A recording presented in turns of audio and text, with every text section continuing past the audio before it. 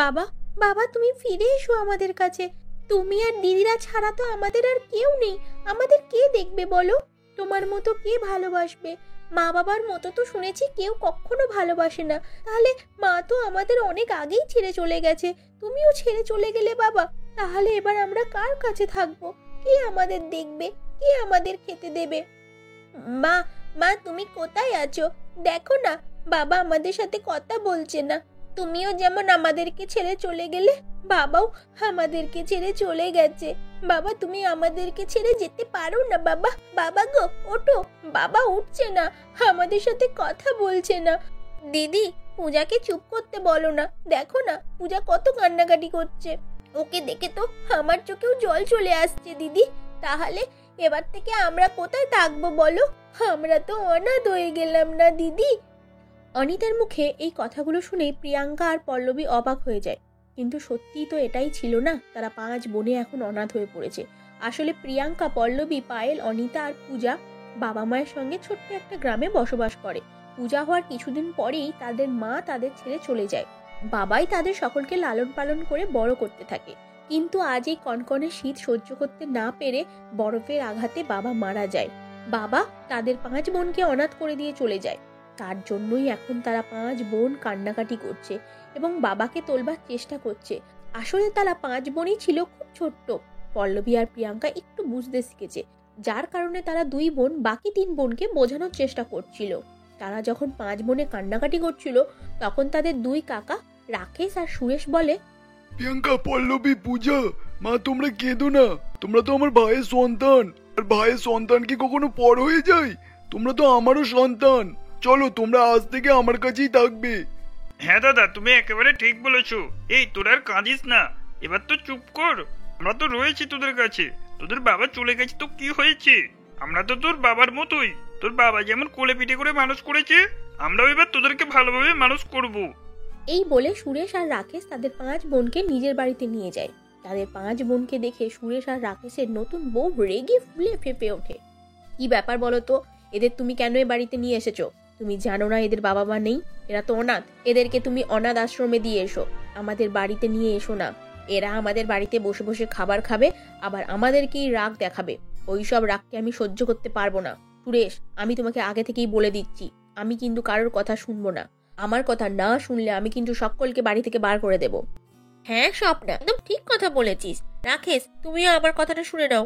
এদেরকে আমরা মায়ের মতো করেই ভালোবাসবো, কিন্তু যদি এরা কখনো কোনো উল্টোপাল্টা কাজ করে না, তাহলে আমি এদের কথা শুনিয়ে দেবো। আমাদের কথা না শুনলে আমরা কিন্তু এদের আর বাড়িতেই রাখবো না। আরে তোমরা শান্ত হও। তোমরা শুধু শুধু অমন করছো কেন? তোমরা তো দেখতেই পাচ্ছ ও আমাদের ভাইয়ের মেয়ে। ভাই তো চলে গেছে, এখন থাকতে তো আমাদেরই ওদেরকে দেখাশোনা করতে হবে। হ্যাঁ, সেটা একেবারে ঠিক বলেছিস। ওদের 5 বোনে দেখাশোনা এবার থেকে আমরাই করব। এবার থেকে ওরা 5 বোন এখানেই থাকবে। এই বলে তাদেরকে একটা রুম দেখিয়ে দেয় এবং তারা ওই রুমেই 5 বোনে থাকতে শুরু করে। দেখতে দেখতে বেশ কিছুদিন অতিবাহিত হয়ে যায়। সুরেশ আর রাকেশ যখনই কাজে বেরিয়ে যেত, তখনই স্বপ্না আর রশ্মি তাদের ওপর অত্যাচার শুরু করে দিত। দেখেছো দিদি, সুরেশ আর রাকেশ দাদা তো কাজে বেরিয়ে গেল। এখন এই মেয়েগুলোর উঠবার সময় হলো না। ঠান্ডা যেন শুধু ওদেরকেই লাগছে, আমাদের তো আর লাগছে না। দেখো, এবার থেকে আমি কিন্তু ঘরের সমস্ত কাজ ওদেরকে দিয়েই করাবো। এই কনকনে ঠান্ডাতে সমস্ত কাজ কিন্তু ওদেরই করতে হবে। হ্যাঁ স্বপ্না, চলো ওদেরকে গিয়ে ডাকি, আর যদি না ওঠে তাহলে ওদের গায়ে ঠান্ডা জল ঢেলে দেবো। তুই বালতিটা সঙ্গে করে নিয়ে আয় তো। আর হ্যাঁ, হাত দিয়ে দেখবি কিন্তু কনকনে ঠান্ডা আছে নাকি, যার মধ্যে 2টো বরফও ফেলে দিবি। রশ্মির কথা শুনে স্বপ্না কনকনে ঠান্ডা জলের বালতিটা নিয়ে আসে। ফ্রিজে থাকা বরফও কিছু ফেলে দেয় ওই বালতিতে। তারা ওই বরফ দেওয়া বালতির জলটা প্রিয়াঙ্কাদের রুমে নিয়ে যায়। তারা রুমে ঢুকে দেখে তাদের 5 বোন তখনও ঘুমোত। আর সেটা দেখে তারা ডাকাডাকি না করেই সোজা বালতিটা কনকনে ঠান্ডা জল সমেত তাদের গায়ের ওপর ঢেলে দেয়। বাবারে কাকি, তুমি এটা কি করলে? আমাদের তো খুব ঠান্ডা লাগছে, তুমি আমাদের উপর ঠান্ডা জল কেন ঢাললে? তোমরা তো একবার আমাকে ডাকতে পারতে, তাহলেই আমরা উঠে পড়তাম। এরকম ঠান্ডা জল গায়ে ঢালার কি প্রয়োজন ছিল বলো? ঠান্ডা জল ঢালবো না তো কি করব? তোদের এসে ডাকাডাকি করব? ওই ডাকাডাকিতে আমরা নেই। ঠিক আছে ঠিক আছে, চল তাড়াতাড়ি উঠে বাড়ির সমস্ত কাজ মেটাবি। চল, তোদের বসিয়ে বসিয়ে খাতে পারবো না। যেমন এখানে আছিস তেমনই এখানে সমস্ত কাজ কর। আর হ্যাঁ, আজকে 8টার সময় উঠেছিস বলে এই অবস্থা করলাম। কাল থেকে ভোর 5টার সময় উঠবি, আর উঠে থালা বাসন সব মেজে রাখবি। গরম গরম চা বানিয়ে রাখবি, সবকিছু যেন গরম গরম থাকে। ঠিক আছে কাকি, তুমি যা বলবে তাই শুনবো। এটাও তো আমাদের নিজেদেরই বাড়ি, তাই না? বাড়িতে থাকলেও তো আমাদের এইসব কাজ করতে হতো, আর এখানেও আমরা তাই করব। তোমাদের কোনো কাজ করতে হবে না, আমরা সব কাজ 5 বোন মিলেই করে নেব। হ্যাঁ হ্যাঁ, সেটাই তোদের জন্য ভালো হবে। যদি একবারও আর কোনোদিনও দেরি করে ঘুম থেকে উঠেছিস তাহলে তোদের অবস্থা আরো খারাপ করে দেব। তার উপর এই কনকনে ঠান্ডাতে রাতে তোদের সকলকে বাইরে বার করে দেবো। এই কথাটা কিন্তু মনে রাখবি। যদি তোদের 2 কাকা কখনো কোনোদিনও জিজ্ঞেস করে যে তোদের ঘরের কোনো কাজ করতে হয় নাকি, তোরা সবসময় বলবি আমাদের কোনো কাজ করতে হয় না। ঠিক আছে কাকি, আমরা সেটাই বলবো। রোশনি আর স্বপ্না তাদের 5 বোনকে এরকম ভাবেই গরম দিয়ে চলে যায়। তারা রোজ রোজ শীতকালে সকালবেলা দেরি করে উঠতে থাকে, আর বাড়ির সমস্ত কাজকর্ম তারা ওই 5 অনাথ বোনের ওপর ছেড়ে দেয়। যখনই তারা কোনো কাজ করবে না বলে তখনই তাদের ওপর অত্যাচার শুরু হয়ে যায়। রোশনি আর স্বপ্না তাদের মারধর করতে শুরু করে দেয়। এরকম ভাবেই দেখতে দেখতে বেশ কিছুদিন অতিবাহিত হয়ে যায়। একদিন সুরেশ আর রাকেশকে কাজের ব্যাপারে শহরের বাইরে যেতে হয়। তারা বাড়িতে এসে ব্যাগপত্র প্যাকিং করে এবং তাদের 5 বোনকে বলে, প্রিয়াঙ্কা, পল্লবী, তোরা কিন্তু তোদের 3 বোনের ভালোভাবে দেখাশোনা করবি আর ওদের ভালোভাবে খেয়াল রাখবি। আর হ্যাঁ, ওদের কোনো কষ্ট দিবি না। আর আমরা তো কয়েক মাসের মধ্যেই ফিরে আসবো। তোমরা সবাই ভালোভাবে থেকো। সব না, তুমি ওদের ভালোভাবে দেখাশোনা করো। হ্যাঁ, শুধু স্বপ্না কেন, রজনী তুমিও ভালোভাবে দেখাশোনা করো। 5 মেয়ের যেন কোনোভাবে না কোনো কষ্ট হয়। এইভাবে কথাবার্তা বলার পর তারা 2 ভাই শহরের উদ্দেশ্যে চলে যায়। তারা 2 ভাই শহরে চলে যাওয়ার পর স্বপ্না আর রশ্মিকে আটকানোর মতো কেউ ছিল না। তাদের 5 বোনের ওপর আরো বেশি বেশি অত্যাচার করতে থাকে তার 2 কাকি। এরকম ভাবে দেখতে দেখতে বেশ কিছুদিন অতিবাহিত হয়ে যায়। ঠান্ডা জলে কাজ করতে করতে এবং কনকনে শীতের সকালে শীত সহ্য করতে না পেরে পূজা অনেক অসুস্থ হয়ে পড়ে। সকালবেলা উঠতেই পারছিল না, তার গায়ে অনেক জ্বর ছিল, যার কারণে প্রিয়াঙ্কা 2 কাকির কাছে যায় আর বলে, কাকি দেখো না, পূজার শরীর খুব অসুস্থ, তোমরা কিছু টাকা দাও না, আমি ওকে ডাক্তারের কাছে নিয়ে যাব। না হলে ও একদমই উঠতে পারছে না, এত ঠান্ডা কনকনে জল ঘেটে এরকম অবস্থা হয়েছে। তোর মনে শরীর অসুস্থ আর আমরা টাকা খরচ করতে যাব কেন? হে, এর জন্যই কি আমার স্বামীরা রোজগার করছে? তোর বোনকে আমি কোনোভাবেই টাকা দিতে পারবো না, আর তারও চিকিৎসাও কোনো রকম ভাবে আমি করাতে পারবো না। তোরা যা পারিস তাই কর, আর হ্যাঁ, আমাদের কাছে কিছু চাইতে আসবি না। রোশনি কাকির মুখে এইসব কথা শুনে প্রিয়াঙ্কার মন খারাপ হয়ে সেখান থেকে চলে যায়। প্রিয়াঙ্কার কিছুই করার ছিল না, কারণ মজবুরিতেই তাকে কাকিদের কাছেই থাকতে হচ্ছিল। আর এই কনকনে শীতে 5 বোনকে নিয়ে অন্য কোথাও যাওয়া যেত না, তাই এক প্রকার বাধ্য হয়ে দিন কাটাতে হচ্ছিল প্রিয়াঙ্কাদের। প্রিয়াঙ্কা কাঁদতে কাঁদতে ছোট বোনকে বলে, বোন তুই চিন্তা করিস না, আমি সবসময় তোর পাশে আছি। তোর হাতটা দে, পাটা দে, একটু আমি ঘষে দিই, তোকে অনেক গরম লাগবে, দেখবি তুই সুস্থ হয়ে উঠবি। এই বলে প্রিয়াঙ্কা, পল্লবী, অনিতা সকলেই পূজার চারিপাশে বসে তার হাত পা মালিশ করে দিতে থাকে। স্বপ্না আর রোশনিও একটা বাহানা খুঁজতে থাকে যাতে তাদের 5 বোনকে বাড়ি থেকে বার করে দিতে পারে। এরকম ভাবে দেখতে দেখতে আরো বেশ কিছুদিন কেটে যায়। বেশ কিছুদিন কেটে যাওয়ার পরও যখন পূজার শরীর সুস্থ হয় না, পূজা বিছানাতেই শুয়ে থাকতো, তা দেখে রোশনি আর স্বপ্না বলে, তুই কি শুধু বিছানাতেই শুয়ে থাকবি? তুই কি এখানে আরাম করতে এসেছিস? চল চল, ওটা আগে এক্ষুনি এখান থেকে, নয়তো তোর গায়ে এক্ষুনি ঠান্ডা কনকনে জল ঢেলে দেবো, তখন তুই বুঝতে পারবি। যা যা, গিয়ে কল থেকে জল নিয়ে আয়। কাকি, পূজাকে কিছু বলো না, পূজার শরীর খুব অসুস্থ, তুমি আমাকে বলো, আমি তোমাকে জল এনে দিচ্ছি। এই, আমি তোকে কিছু বলেছি? তাহলে তুই কেন পিছনে কথা বলতে আসছিস? আমরা তো তোদের দুজনকে কিছু বলিনি, তোর ছোট বোনকে বলছি, আর ছোট বোনকেই জল নিয়ে এসে দিতে হবে। যদি না পারে তাহলে আমরা এই বাড়িতে কোনো মতেই থাকতে দেবো না তোদের। বেরিয়ে যা আমাদের বাড়ি থেকে, শুনি আমাদের বাড়ি থেকে বেরিয়ে যা। আমাদের বাড়িতেই থাকবে, আবার আমাদেরই কোনো কথা শুনবে না। এই বলে রশ্মি আর স্বপ্না তাদের 5 বোনকে বাড়ি থেকে বার করে দেয়। সামান্য একটু কথাতেই তাদের মারধর করে বাড়ি থেকে বার করে দেয়। 5 বোন কাঁদতে কাঁদতে বাড়ি থেকে বেরিয়ে আসে। যাওয়ার তো কোনো জায়গায় নেই, কিছুই ভেবে পাচ্ছিল না পূজা। তখন পূজার গায়ে প্রচন্ড পরিমাণে জ্বর ছিল, তাই প্রিয়াঙ্কা তাকে এক ডাক্তারখানায় নিয়ে যায়। ডাক্তারবাবু, ডাক্তারবাবু, আমার বোনের শরীর খুব অসুস্থ, আপনি ওকে একটু দেখুন না, ওকে কি ওষুধ দেবো না দেবো কিছুই তো বুঝতে পারছি না। তোমাদের কাছে পয়সা আছে? পয়সা ছাড়া কিন্তু এখানে চিকিৎসা হয় না। পয়সা যদি না থাকে এখান থেকে এক্ষুনি বেরিয়ে যাও, এক মুহূর্ত এখানে না দেখি। ডাক্তারবাবু, দয়া করে আমাদের একটু সাহায্য করুন, আমার ছোট বোনের শরীরটা খুব অসুস্থ, ওকে বাঁচিয়ে নিন ডাক্তারবাবু। আমরা 5 বোন অনাথ, আমাদের বাবা মা কেউ নেই, তার জন্যই আমাদের কাছে কোনো টাকা পয়সা নেই ডাক্তারবাবু। প্রিয়াঙ্কার মুখে এইসব কথা শুনে তখন ডাক্তারবাবু কোনো কথা বলে না, তাদের 5 বোনকে ধাক্কা মেরে চেম্বার থেকে বার করে দেয়। তখন তারা 5 বোন কাঁদতে কাঁদতে জঙ্গলের দিকে চলে যায়। জঙ্গলে গিয়ে দেখে সেখানে একটা ফাঁকা জমি রয়েছে এবং তার মাঝখানে একটা ছোট্ট বাড়ি রয়েছে। কেউ আছেন? এখানে কেউ আছেন? আমাদের একটু খাবার দিন না, আমাদের খুব জোর খিদে পেয়েছে, আর আমাদের একটু সাহায্য করুন না, আমার বোনটাকে নিয়ে আমরা আর কোথাও যেতে পারছি না। আমাদের কেউ সাহায্য করছে না, দয়া করুন, কেউ যদি থাকেন আমাদের একটু সাহায্য করুন। প্রিয়াঙ্কার এই কথা শুনে বাড়ির ভেতর থেকে এক বৃদ্ধ মহিলা বেরিয়ে আসে। তারপর তার 5 বোনকে নিজের নাতনির মতো করে বাড়িতে থাকতে দেয়। প্রিয়াঙ্কা তাকে সমস্ত ঘটনা শোনায়। প্রিয়াঙ্কার ঘটনা শুনে বৃদ্ধ মহিলার চোখে জল চলে আসে। তোমরা 5 বোনে আমার কাছেই থাকবে, আমি তোমার ঠাম্মির মতো। এখানে এত ফাঁকা জমি রয়েছে, এখান থেকে আমরা অনেক ফসল চাষ করে বিক্রি করব, তাতে আমাদের অনেক টাকা রোজগার হয়ে যাবে। এইভাবেই আমরা সংসার চালিয়ে নেব, কেমন?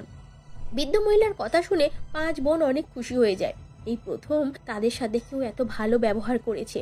আর সেদিনের পর থেকেই বৃদ্ধ মহিলা তাদের 5 বোনকে নিজের নাতনির মতো করে ভালোবাসা দিল। আর 5 বোনও ওই বৃদ্ধ মহিলাকে ঠাম্মির মতো ভালোবাসা দিতে থাকে। তারপর ওই 5 বোন মিলে সবজি চাষ করে বিক্রি করে কোনো রকমভাবে হাসি খুশিতে দিন কাটাতে থাকে।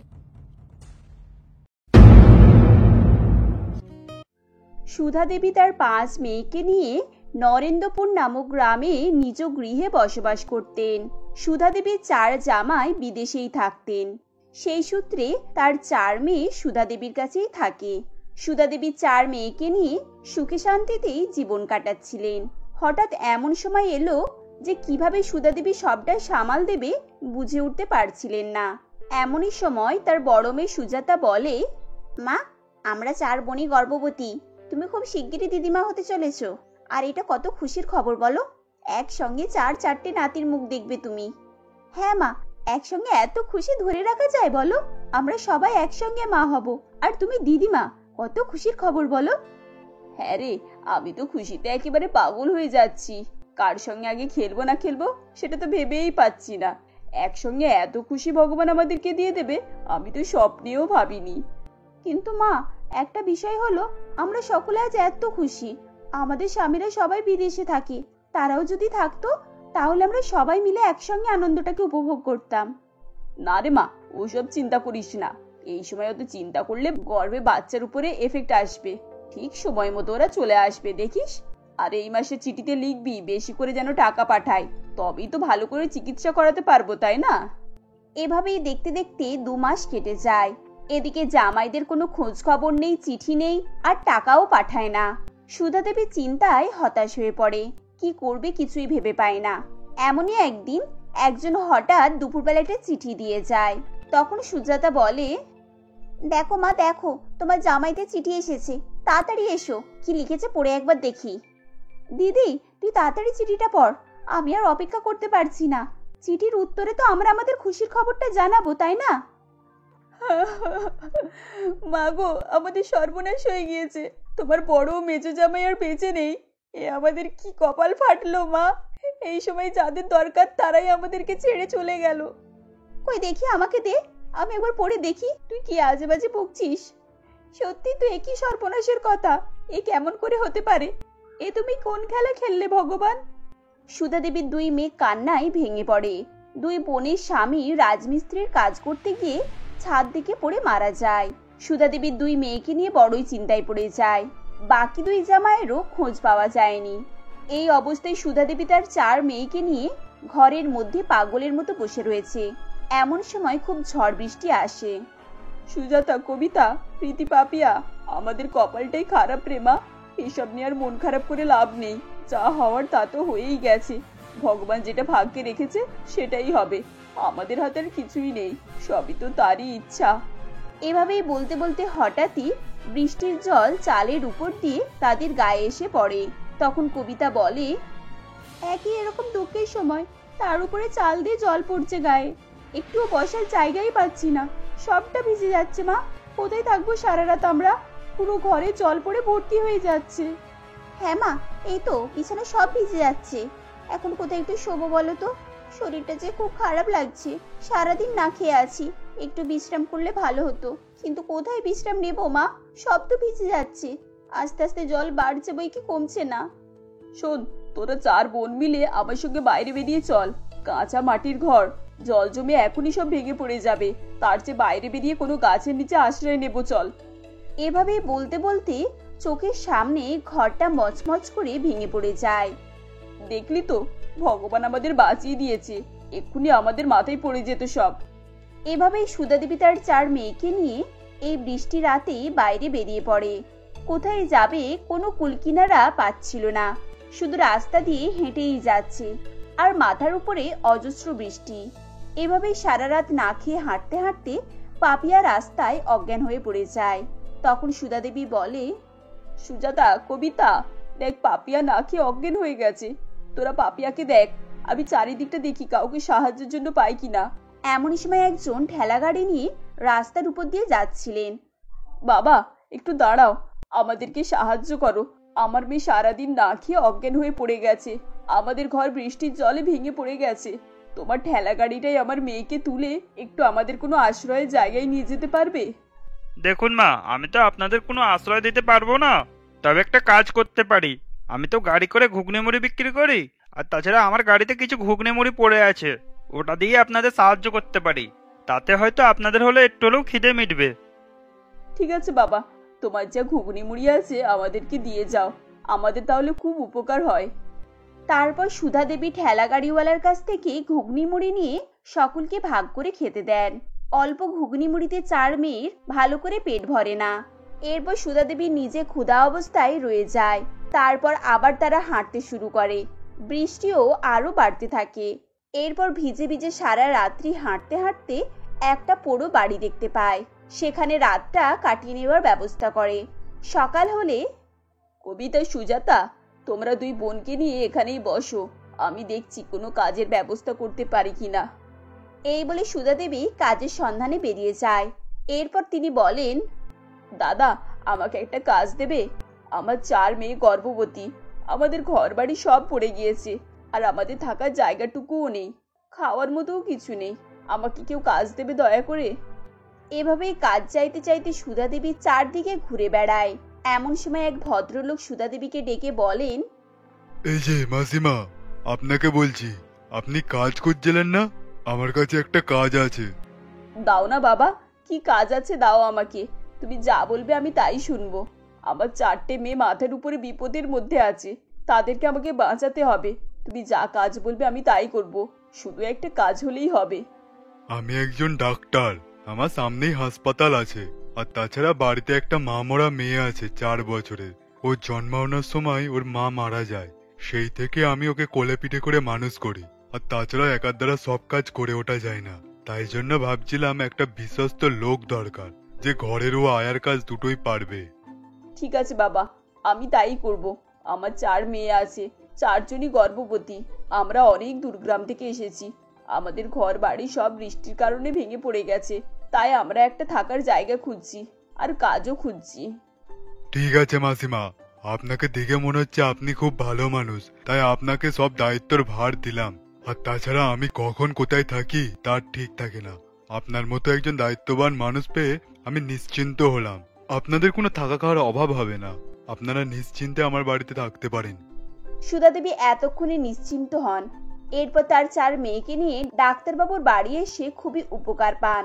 সেখানে থাকা খাওয়া পড়ার কোনো কিছুরই অভাব ছিল না। তারা 4 মেয়ে ও মা মিলে বাড়ির সমস্ত কাজ করত ও ডাক্তারবাবুর মেয়ের দেখাশোনার সব দায়িত্ব নেন। এরপর কবিতা হঠাৎ বলে, ওহ মা গো, পেটের মধ্যে যেন কেমন ব্যথা হচ্ছে, খুব কষ্ট হচ্ছে মা, আর সহ্য করতে পারছি না। এখন আমি কি করি? এখন কোথায় ডাক্তারখানায় নিয়ে যাব? কি করব কিছুই বুঝতে পারছি না, কিন্তু কিছু তো একটা করতেই হবে। এভাবে তো আর বসে থাকা যায় না। বাড়িতে ডাক্তারবাবু আছে, ওনাকে একবার বলে দেখি। হ্যাঁ মা, আমি যাচ্ছি। ডাক্তারবাবু, ডাক্তারবাবু, একটু এদিকে আসুন না, কবিতার পেটে খুব ব্যথা হচ্ছে, ব্যথায় ছটফট করছে। আপনি তো ডাক্তার, একটু দেখুন না। হ্যাঁ হ্যাঁ, এই তো আমি এসে গিয়েছি। কই কই দেখি কি হয়েছে, আমাকে দেখতে দাও। এরপর ডাক্তারবাবু এসে কবিতাকে চেক আপ করেন আর বলেন, ভালো করে খাওয়া দাওয়া না করার জন্য শরীর খুব কমজোরি হয়ে গেছে, আর তাছাড়া বাচ্চারা পুষ্টি হচ্ছে না, যার কারণে ব্যথা হচ্ছে। ভালো করে খাওয়া দাওয়া করতে হবে, সঙ্গে নিজের যত্নও নিতে হবে। এটা সকলকেই বলছি, 4 জনের এই সময় ভালো করে খাওয়া দাওয়া করার দরকার, নিজের শরীরের দিকেও যত্ন রাখা দরকার। দেখছি তো বেশি দিন আর বাকি নেই, বাচ্চা জন্মানোর সময় হয়ে এসেছে, কিছুদিনের মধ্যে ডেলিভারি করতে হবে। ভালো করে খাওয়া দাওয়া না করলে বাচ্চার পুষ্টি যোগাবে কি করে? ঠিক আছে ডাক্তারবাবু, আমি সংসারের সঙ্গে সঙ্গে আমার 4 মেয়ের ভালো করে যত্ন নেব। তারপর থেকে সুধা দেবী তার 4 মেয়েকে যত্ন সহকারে পুষ্টিকর জিনিস খাওয়াতে থাকেন এবং তাদের যাতে কষ্ট না হয় তার জন্য নিজের সমস্ত কাজ করে নেয়। মেয়েরা শুধু ডাক্তারবাবুর বাচ্চাকে নিয়ে খেলাধুলা করে, তার সঙ্গে সময় কাটায়। এসব দেখে ডাক্তারবাবু খুবই খুশি হয়ে যায়। তখন তিনি বলেন, যাক, এতদিন পর একটা ভালো কাজের মেয়ে পেয়েছি। মেয়েটা পুরো নিজের লোকেদের মতো ওদের সঙ্গে মিলেমিশে আছে। আমার দেখে খুব শান্তি লাগছে। এতদিন বাচ্চাটা একা একা থেকে কতই না কষ্ট পেয়েছে। আগে যদি মাসিমাকে খুঁজে পেতাম তাহলে মেয়েটা এই 4 বছর কষ্টটা পেত না। এরপর সুধা দেবীর মেয়েদের ডেলিভারির সময় হয়ে আসে। এমন সময় সুধা দেবী সংসারের কাজ নিয়ে খুব ব্যস্ত। এদিকে তার 4 মেয়ে প্রসব যন্ত্রণায় ছটফট করছে। সুধা দেবী তাড়াতাড়ি করে হসপিটালে নিয়ে যায়। ডাক্তারবাবু, আমাকে একটু সাহায্য করুন, আমার 4 মেয়ে প্রসব যন্ত্রণায় ছটফট করছে। আপনার 4 মেয়েই পুত্র সন্তানের জন্ম দিয়েছে। এখন বাচ্চা ও মা দুজনই অসুস্থ আছে। আপনি ভিতরে গিয়ে আপনার মেয়ের সঙ্গে দেখা করুন। কি সুন্দর চাঁদের মতো মুখখানা হয়েছে আমার নাতির। ভগবান একসঙ্গে 4-4টে আমাকে নাতি দিয়েছে। এর থেকে বড় খুশি আর কি আছে। আর এর সাথে আমার একটা নাতনিও আছে, 4 বছরের, ডাক্তারবাবুর মেয়ে। ডাক্তারবাবু সুধা দেবীর মুখে এই ধরনের কথা শুনে খুবই খুশি হয়ে যান এবং বলেন, আপনার মতো ভালো মানুষের জন্য এই পৃথিবীটা হয়তো তৈরি হয়েছে। আজ আমার মেয়েকে নিজের নাতনি বলে পরিচয় দিচ্ছেন, এতে আমি খুব খুশি হয়েছি মাসিমা। আমি যে আমার মেয়ের জন্য একটা ঠাকুমা পেয়েছি, এটাও আমার সৌভাগ্য। আজ থেকে আপনি আমার সত্যিই মা, মাসিমা না। আর এই 4 জন আমার বোন। এখন থেকে আমরা সবাই একসঙ্গে আনন্দের সঙ্গে কাটাবো। আর আমার মেয়ের সঙ্গে আমার বোনের বাচ্চাদেরও মানুষের মতো মানুষ করে তুলবো। সুধা দেবী ডাক্তারবাবুর মুখে এরকম কথা শুনে খুবই খুশি হয়ে যান। খুশিতে ডাক্তারবাবুকে বুকে জড়িয়ে ধরে এবং বলেন, আয় বাবা, আমার কাছে আয়। আমি যদি মা হই তাহলে তুই আমার ছেলে, আমার বুকে আয়। এভাবেই তারা মা ও ছেলে একে অপরকে জড়িয়ে ধরে এবং আবেগে ভেসে যায়। এমনই একদিন বৃষ্টির রাতে সুধা দেবীকে ঘর বাড়ি সবকিছুই ছেড়ে দিতে হয়েছিল। তেমনি আরেকদিকে আজ সে নতুন করে আবার বাড়িঘর, সংসার, ছেলে মেয়ে, নাতি নাতনি সব ফিরে পেয়েছিলেন। সবই ভগবানের খেলা। কার ভাগ্য কখন কোথায় নিয়ে যাবে কেউই বলতে পারে না।